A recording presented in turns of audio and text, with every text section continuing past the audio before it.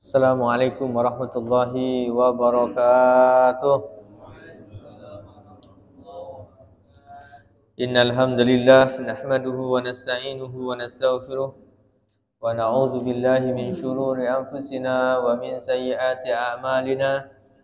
May yahdihillahu fala mudilla lahu wa may yudlil fala hadiya lahu. Asyhadu an la ilaha illallah wa asyhadu anna Muhammadan abduhu wa rasuluh. Allahumma salli ala sayyidina Muhammad wa ala alihi wa sahbihi wa man sara ala nahjihi ila yaumil qiyamah. Asbahna ala fitratil Islam wa kalimatil ikhlas wa ala dini nabiyyina Muhammadin sallallahu alaihi wasallam wa ala millati abina Ibrahim hanifa wa ma kana minal musyrikin. Hadirin hadirat yang dimuliakan Allah Subhanahu wa taala.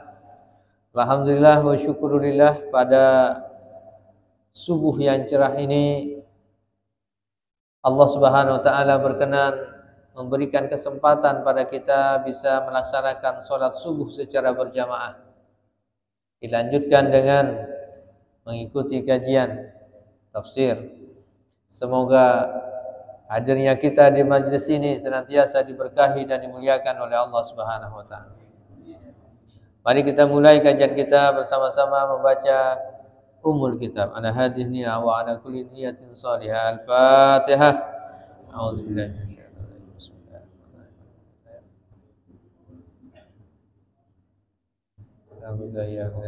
rajim.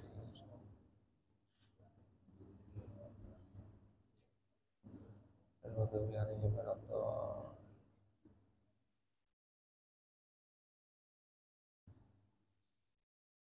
Hadirin yang berbahagia, kita lanjutkan kajian kita. Masih dalam surah Al-Baqarah sampai ayat ke berapa? 36, 37, 38. Ini insyaallah mudah-mudahan bisa kita selesaikan sampai ayat yang ke-40.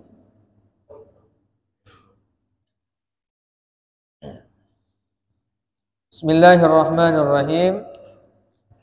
Ini sedikit mengulang kembali tentang cerita yang disampaikan oleh Allah Subhanahu wa taala dalam surah Al-Baqarah ini tentang proses diciptakannya Nabi Adam alaihissalam beserta istrinya Sayyidah Hawa. Kemudian Allah Subhanahu wa taala perintahkan pada keduanya untuk tinggal di surga. Singkat ceritanya, iblis yang diperintahkan oleh Allah Subhanahu wa taala untuk sujud pada Adam kemudian ingkar, aba wastakbar. Pada saat itulah maka Allah Subhanahu wa taala mengeluarkan iblis dari surga. Begitu juga Nabi Adam alaihissalam dan Sayyidah Hawa yang kemudian dikeluarkan dari surga. Ayat 36-nya, fa'azallahuma syaitanu anha fa'akhrajahuma mimma kana fi. Wa qulna ihbitu ba'dukum li ba'din adu. Keluarlah dari surga, sebagian kalian adalah musuh bagi sebagian yang lain.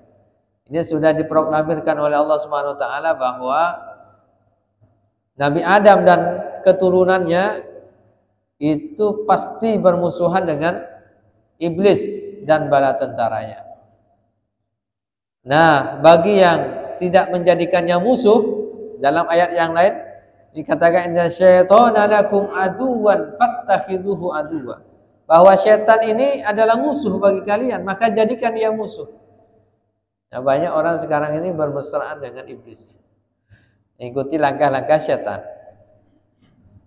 Walakum fil ardi mustaqarru wa mata'un ilahin. Dan kalian di muka bumi ini, jadi Nabi Adam dan Sayyidah Hawa mustaqarrun, itu akan menetap. di muka bumi. Jadi diturunkan kemudian menetap di muka bumi. Wa mata'un ilahin.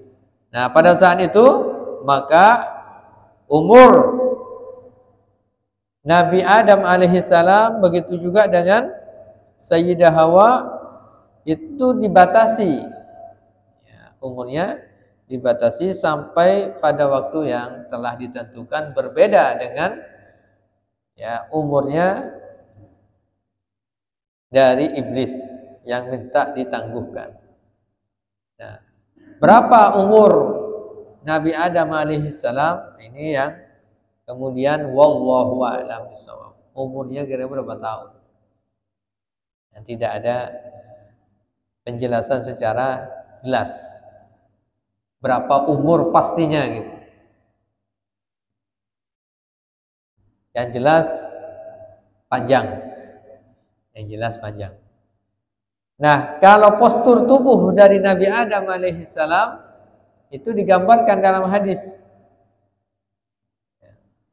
Tingginya Nabi Adam alaihissalam berapa? Sittuna dzira'a, 60 hasta. Nah, itu 60 hasta.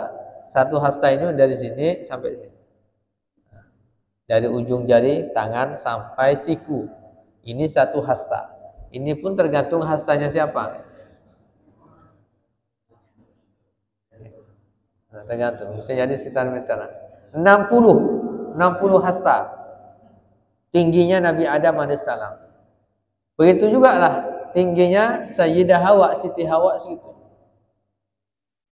Tinggi benar ya. Tinggi luar biasa. 60 kali 60 ke atas nih. Luar biasa. Kata Rasulullah, tingginya Nabi Adam situ naziro'ah. Nanti dia akan mengecil sampai datang hari kiamat. Akhirnya dari 60 hasta tuh, kita ini sudah berapa hasta kira-kira? Tinggal berapa hasta kita? Mungkin 4 mungkin ya. 4 atau 5 hasta. Ya, artinya udah berkurang jauh. Nanti sampai datang hari kiamat mengecil lagi, memendek lagi. Ya, orang kata sekarang sudah ada juga ya. Itu memendek.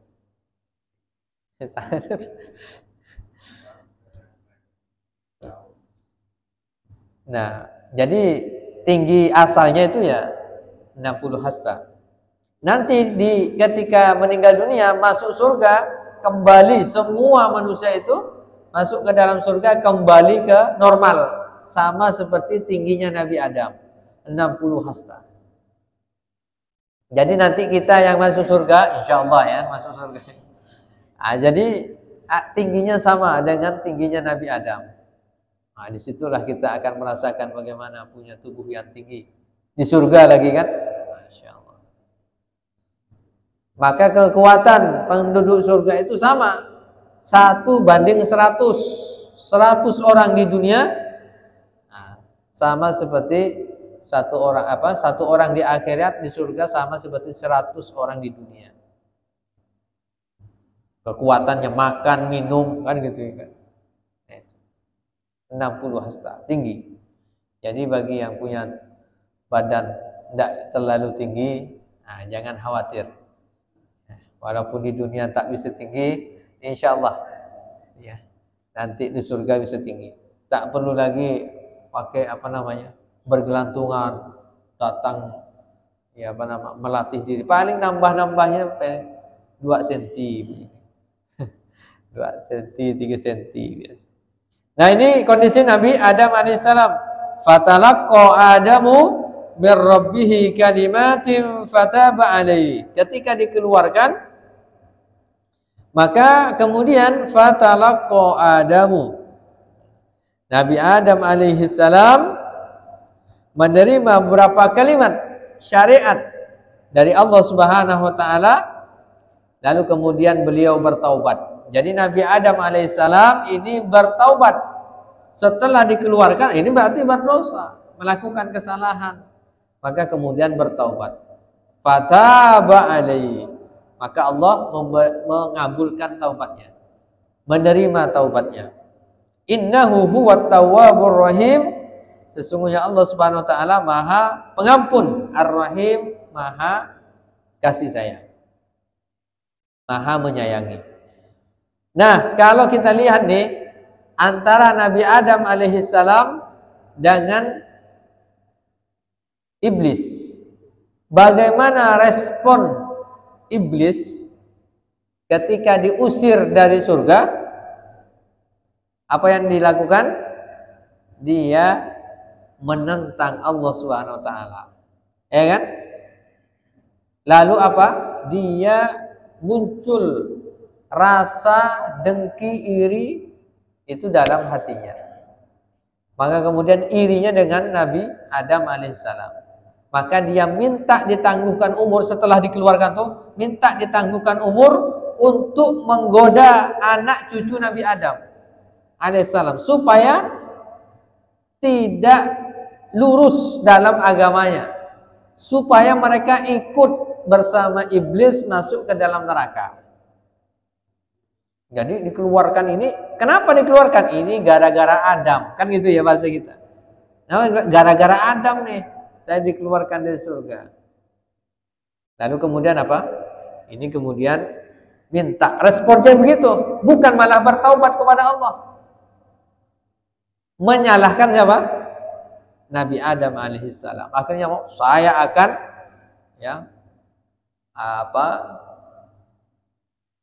akan menggoda anak cucu Nabi Adam sampai mereka masuk ke dalam neraka bersama-sama.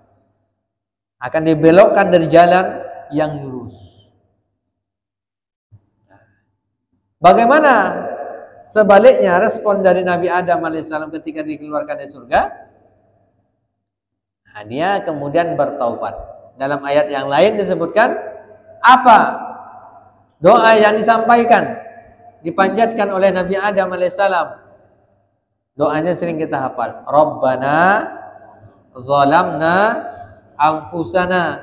Ya Allah, kami telah zalim ya Allah terhadap diri kami sendiri ya Allah. Rabbana zalamna anfusana wa illam taghfir lana, jika engkau tidak mengampuni kami ya Allah, wa tarhamna, dan engkau tidak mengasihi kami ya Allah, lanakunanna minal khasirin, pasti kami akan termasuk orang-orang yang rugi. Doa kepada Allah, bertaubat kepada Allah, fataba alaihi, maka kemudian Allah mengabulkan doanya. Kenapa? Karena Allah Maha Pengampun. Begitu juga, makanya kemudian dalam hadis sebutkan kullu bani Adam khatta'un. Setiap bani Adam berpotensi melakukan salah dan dosa. Setiap anak Adam itu berpotensi melakukan salah dan dosa. Wa khairul khatta'in at-tawwabun. Setiap yang terbaik dari mereka yang melakukan kesalahan adalah bertaubat kepada Allah. Ini orang yang terbaik itu adalah orang yang ketika melakukan kesalahan langsung bertaubat. Sama seperti Nabi Adam alaihissalam. Makanya Nabi Adam tetap mendapatkan kemuliaan dari Allah Subhanahu wa taala walaupun ada di muka bumi ini. Kenapa? Karena dengan taubatnya itu kembali dia kepada Allah Subhanahu wa taala karena melakukan kesalahan. Kalau iblis enggak. Makanya nanti ayat Al-Qur'anul Karim ditutup itu nanti dengan Al-Falaq An-Nas itu. Nah, kenapa? Karena penyakit awal yang ada pertama kali itu adalah penyakit hasad ini. Penyakit hasad, iri dengki. Yang ini yang dipelopori oleh iblis ini. Ini penyakit pertama kali. Makanya dalam surah Al-Fatihah awal Al-Quran kita minta kepada Allah ihdinas siratal mustaqim, agar kita lurus nih.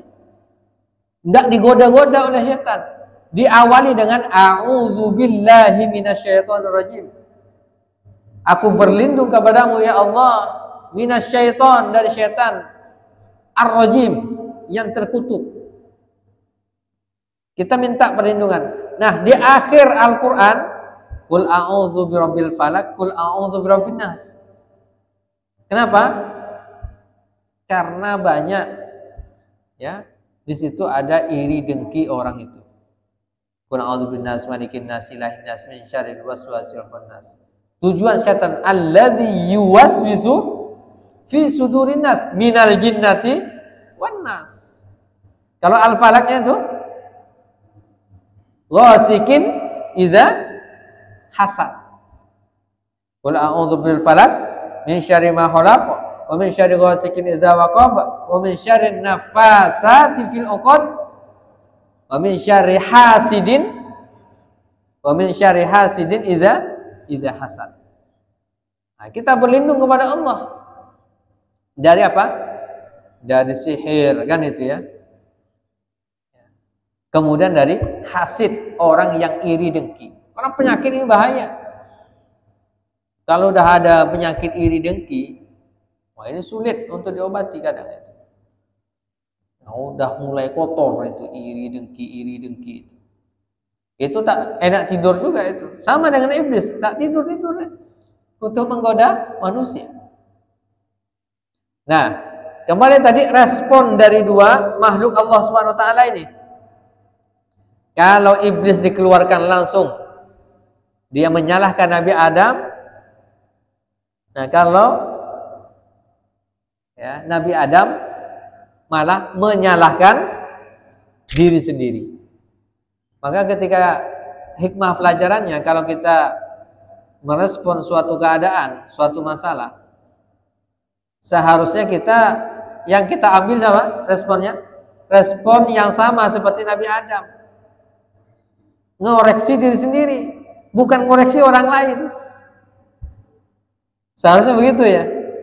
Kalau kita ngambil iktibar dari cerita ini.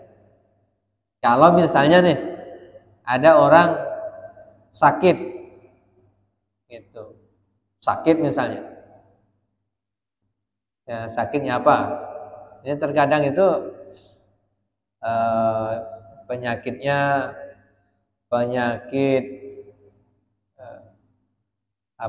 korengan. Nah, misalnya begitu ya, yang ringan-ringan saja. Penyakit korengan. Responnya seperti apa? Lihat, terkadang itu ketika terkena penyakit korengan ini, gatal-gatal gitu ya. Yang disalahkan diri sendiri atau orang lain. Nah, tergantung juga. Ini kadang kenapa korengan ini masalahnya nih, air bermasalah. Kan gitu kan. Orang ini gara-gara saya kemarin gitu. Padahal sebenarnya iya kesalahan saya kenapa pakai air itu kan gitu kan. Harus kan begitu. Dan kalau sudah menyalahkan diri sendiri aman. Walaupun tetap ada penyebab internal, ada penyebab eksternal tetap ya, setiap suatu masalah itu. Kalau seandainya ada orang rumah tepi jalan, lalu kemudian dia tiba-tiba tidak lihat kanan kiri, tiba-tiba meludah. Pas di situ ada orang lagi jalan, pas belokan gitu ya, wih kata dia kan, ada orang jalan kena kepada orang itu. Kira-kira mana yang salah?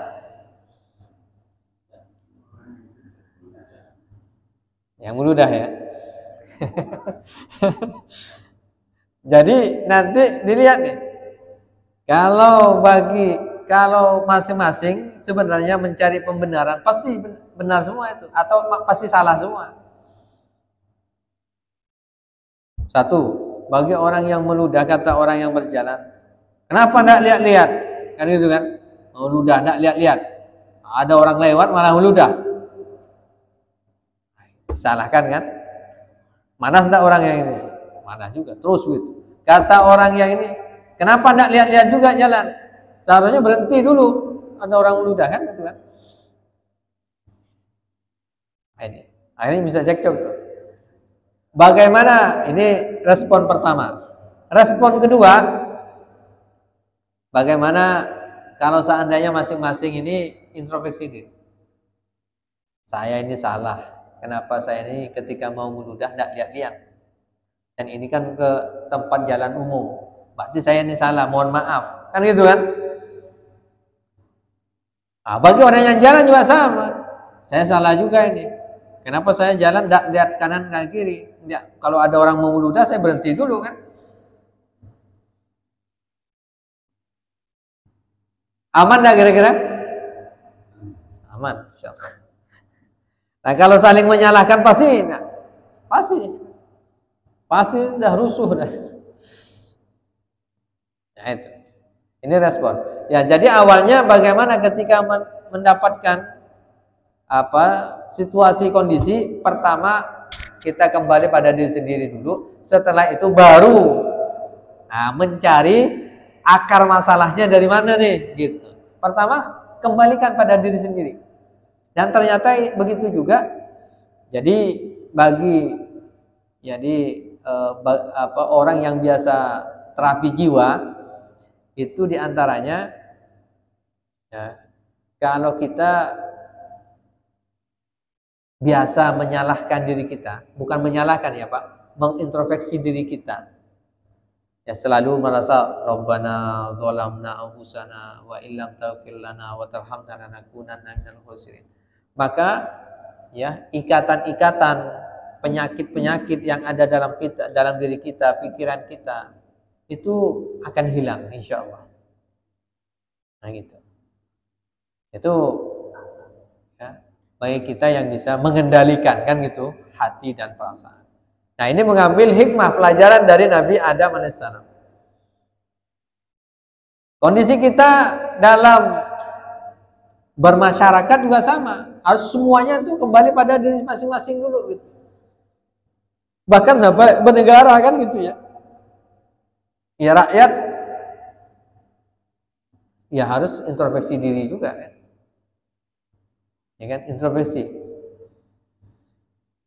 Para pemimpin juga sama, harus introspeksi diri juga. Nah, kalau itu insya Allah ya akan mendapatkan ya kebahagiaan.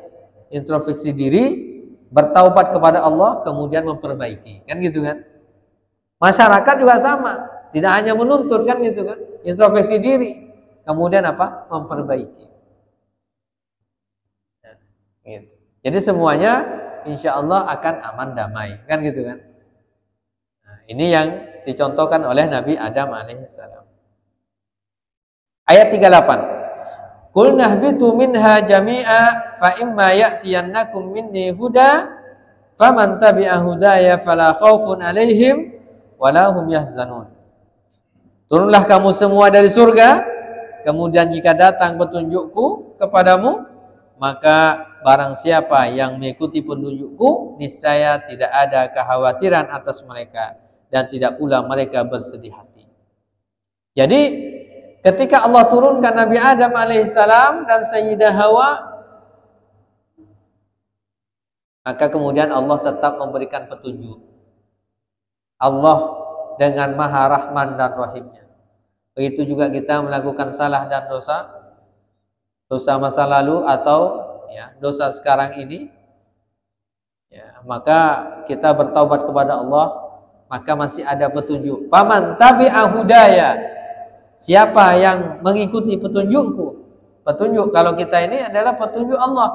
Mengikuti apa? Ajaran Nabi Muhammad SAW. Mengikuti petunjuk-petunjuk dari Al-Quranul Karim. Yang petunjuk dari para ulama yang mengimplementasikan nilai-nilai Al-Quran dan hadis Rasulullah SAW. Fala khaufun alaihim wala hum yahzanun. Maka tak ada ketakutan dan kekhawatiran. Insyaallah akan masuk surga kembali. Kan gitu ya. Akan surga kembali. Nah, namun sebaliknya walladzina kafaru, ayat 39-nya. Adapun orang-orang kafir yang ingkar sama seperti iblis, yang ingkar kepada Allah, wa kadzdzabu bi ayatina, lalu kemudian mereka mendustakan ayat-ayat kami, ulaika ashabun nar, mereka itu adalah penghuni neraka, hum fiha khalidun, mereka kekal di dalamnya. Ini kebalikannya. Kalau orang tidak mau tobat, kan gitu ya, ya tetap dalam kesesatannya, tetap dalam maksiatnya, kan gitu kan. Maka tidak boleh ada keingkaran ya, kepada Allah Subhanahu wa taala. Nah, ini jelas. Kalau mengikuti petunjuk dari Allah, tak perlu ada khawatir lagi. Insyaallah masuk surga. Nah, kalau menentang, nah ini faulaika ashabun nar.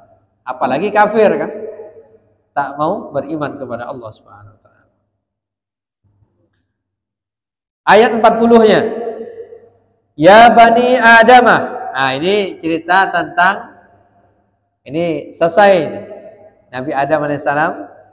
Ini masuk ke ya ayat berikutnya terkait dengan Bani Israel.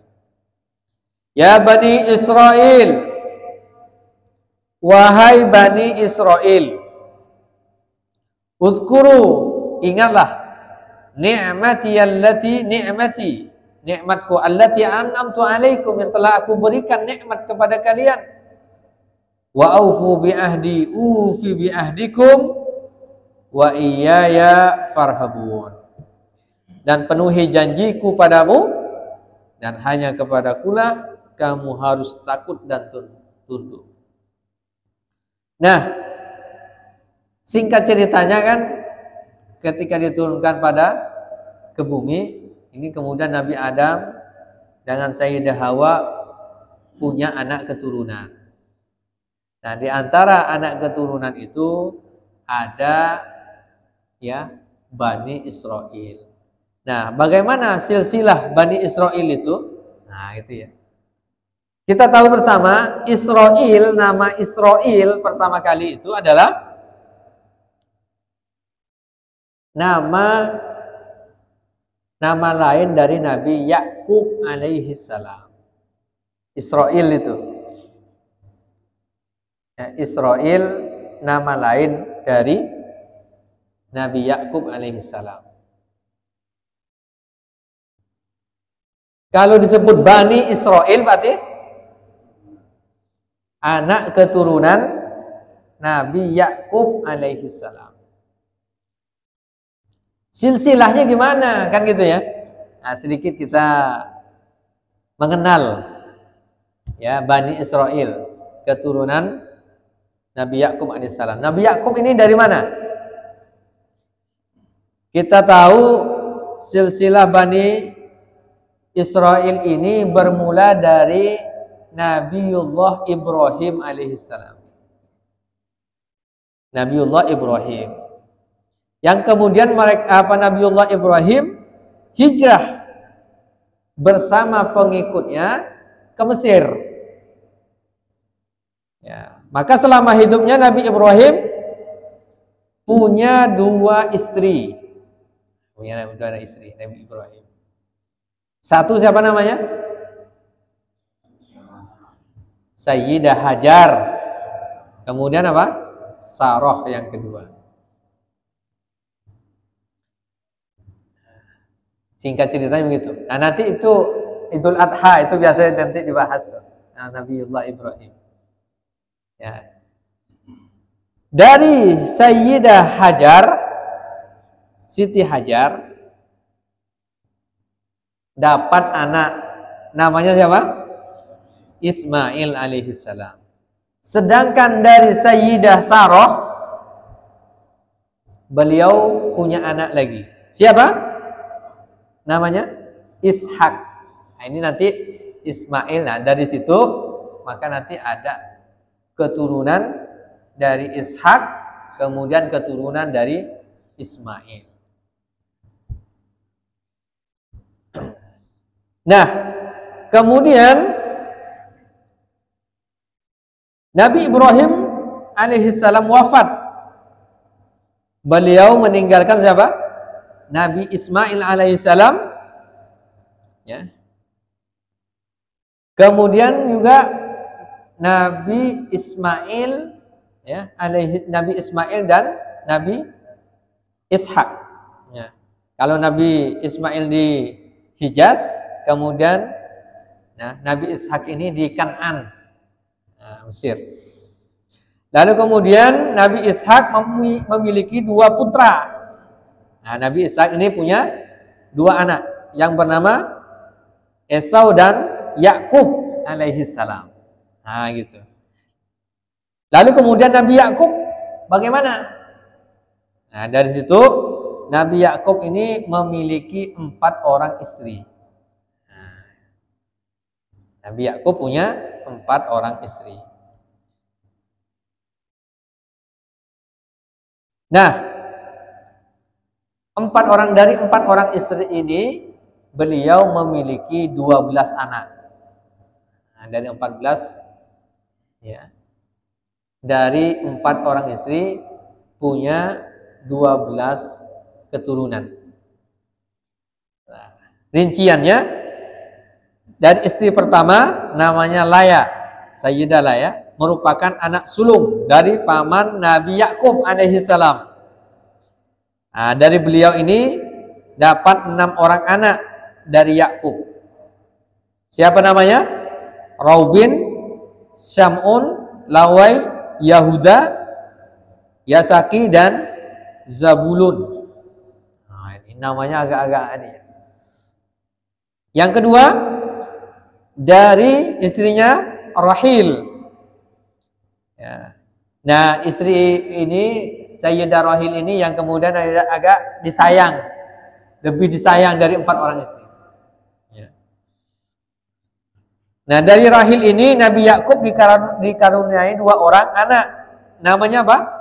Yusuf dan Binyamin. Nah, gitu.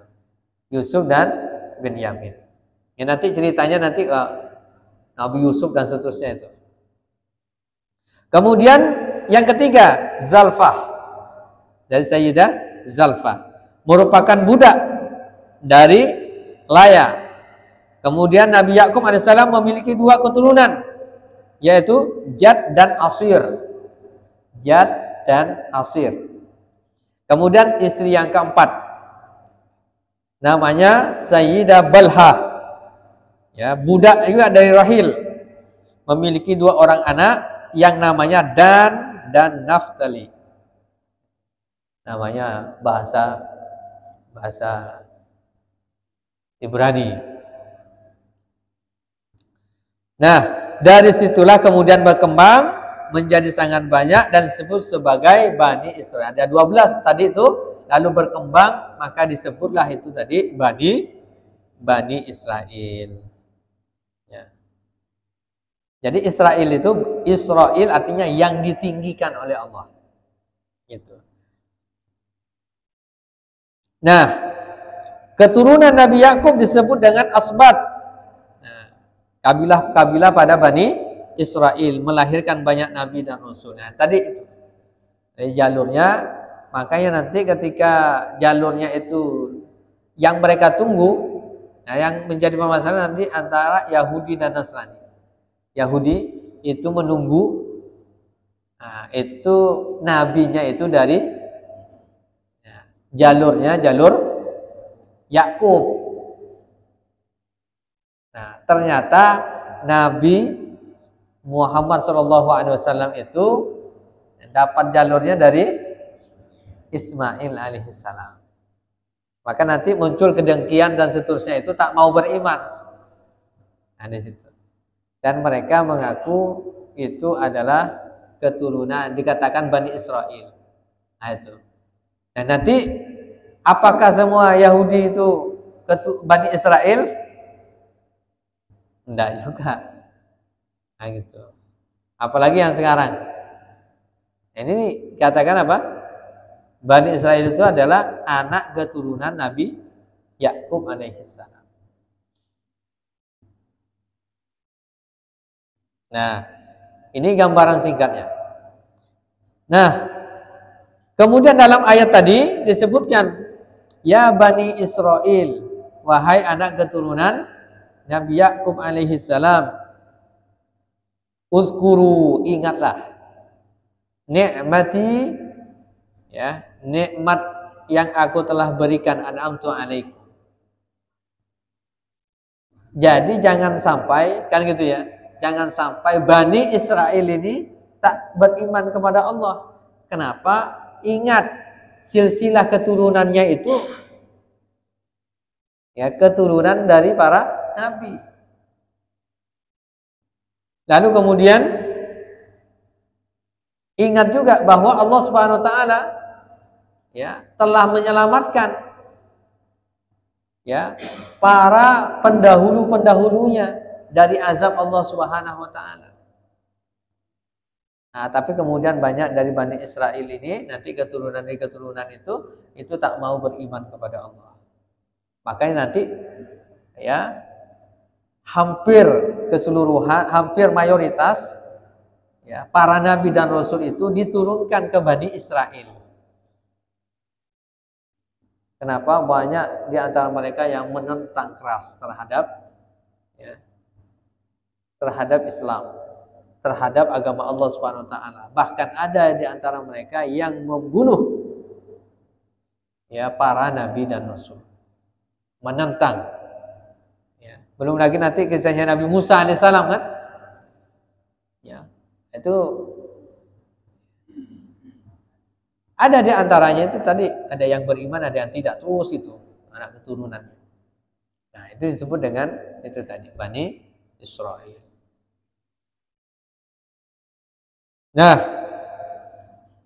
wa aufu bi ahdi ufi bi ahdikum wa iyaya farhabun. Tunaikan janji-janji kita kepada Allah Subhanahu wa taala, maka ya, tunaikan janji-janji kalian Bani Israil kepada Allah, maka kepada Allah Subhanahu wa taala kita harus takut dan tunduk. Jangan kepada manusia. Dan ini juga pelajaran bagi kita. Kita sudah banyak berjanji kepada Allah. Ya. Pertama di alam rahim kita sudah berjanji kepada Allah. Yang keduanya ya ketika kita ya telah mengucapkan dua kalimat syahadat, nah, itu sudah berjanji kepada Allah untuk taat tunduk kepada Allah Subhanahu wa taala. Tunduk kepada para nabi dan rasul ya, khususnya apa? Nabi Muhammad sallallahu alaihi wasallam. Petunjuk dari Rasulullah sallallahu alaihi wasallam. Nah, tapi kemudian apa? Terkadang kita lupa dengan janji setia. Ada juga dalam pernikahan pun kadang orang lupa juga dengan janji setianya dalam pernikahan. Nah, begitu juga dengan ya mungkin janji-janji yang kita ya pernah lontarkan. Ini juga perlu ini ya kita menunaikan apa yang sudah ya dijanjikan itu, sehingga apa ya, ini mendapatkan keberkahan nikmat dari Allah Subhanahu wa taala berupa hidayah dari Allah Subhanahu wa taala. Wallahu a'lam bishawab. Ini yang bisa saya sampaikan. Mohon maaf atas segala kehilafan. Kita berikan sesi tanya jawab. Bagi yang mau bertanya, diskusi, dipersilakan. Waalaikumsalam. Kalau dalam perhitungan kalau itu kan tidak bisa pasti dengan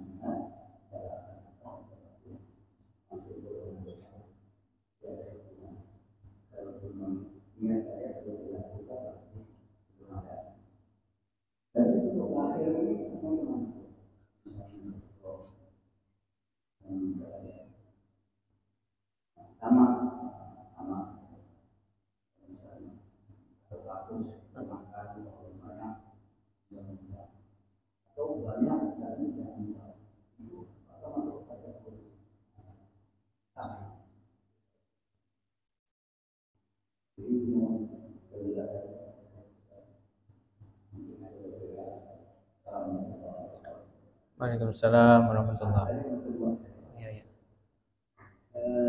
Yang kedua itu bagaimana ciri-ciri ini atau ada beberapa kurang berpendapat. Iya. Waalaikumsalam warahmatullahi wabarakatuh. Ya, bismillahirrahmanirrahim. Pertama terkait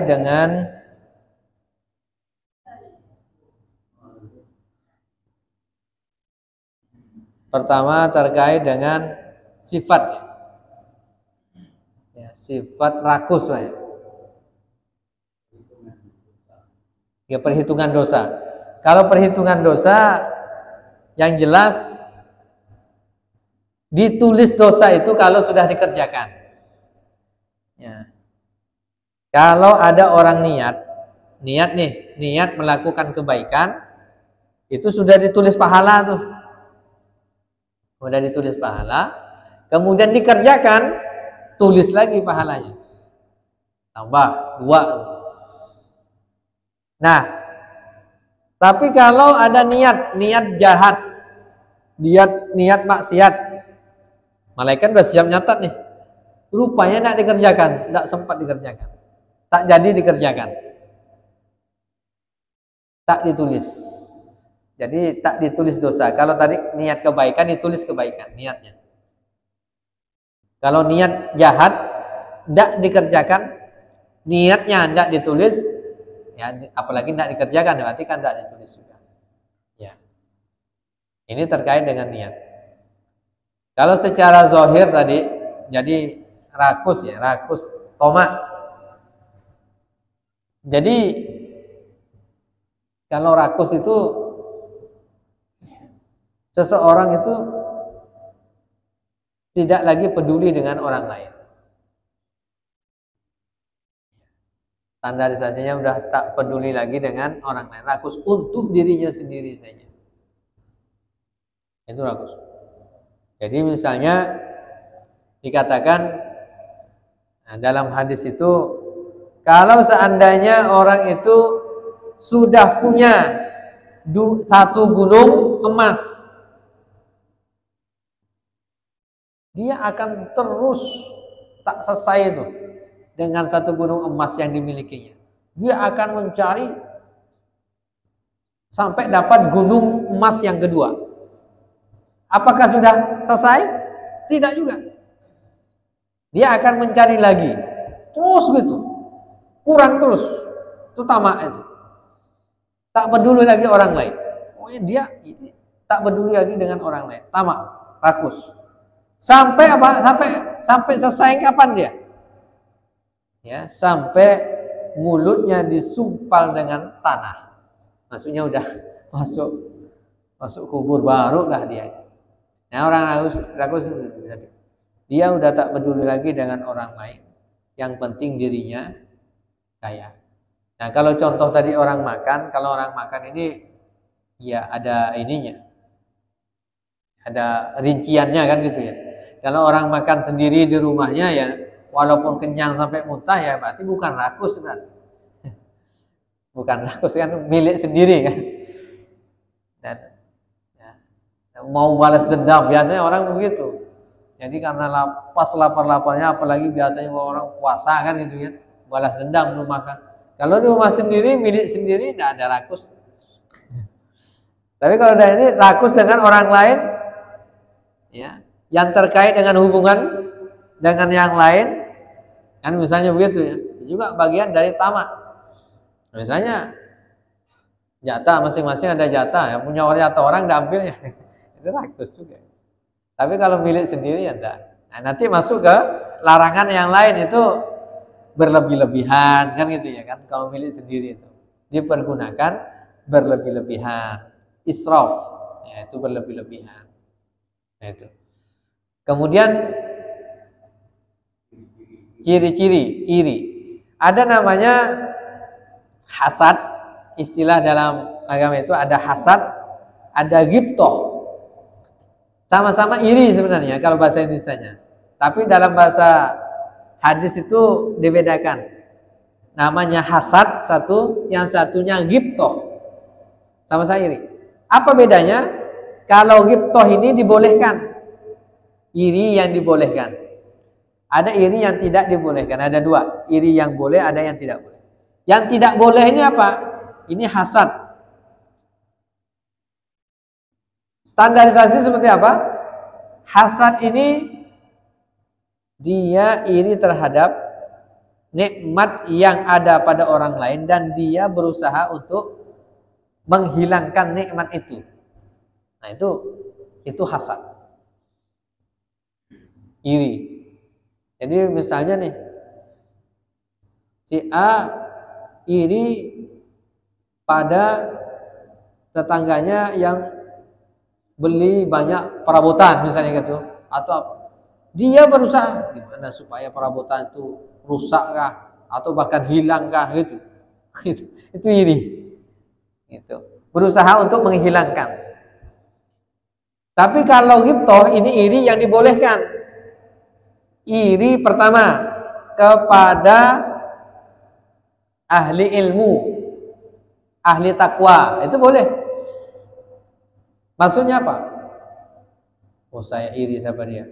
Saya pengen seperti dia ini. Alim, apa? Taat, kan gitu kan? Nah, itu iri yang dibolehkan. Kepada ahli Quran, oh, saya iri sama dia nih. Saya pengen ngapal sama seperti dia. Tapi dia tidak berusaha untuk menghilangkan nikmat dari orang lain. Nah, itu dibolehkan. Kemudian iri kepada orang yang diberikan harta oleh Allah.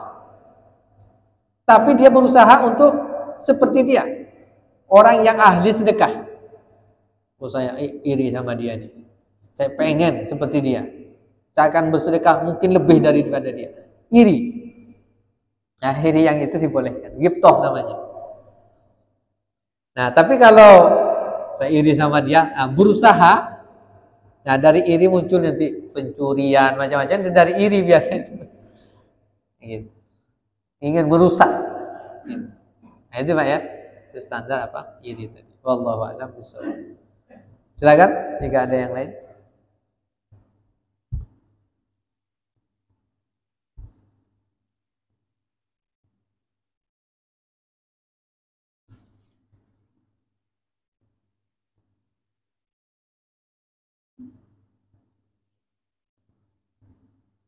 Sudah paham semua insyaallah. Kalau tidak ada cukup sampai di sini ya. Perjumpaan kita, mudah-mudahan apa yang disampaikan ini ada manfaatnya bagi kita semuanya. Mohon maaf atas segala kehilafan. Kita akhiri dengan membaca hamdalah dan doa kafaratul majlis. Alhamdulillahirabbil alamin. Subhanakallahumma wa bihamdika asyhadu an la ilaha illa anta astaghfiruka wa atubu ilaika.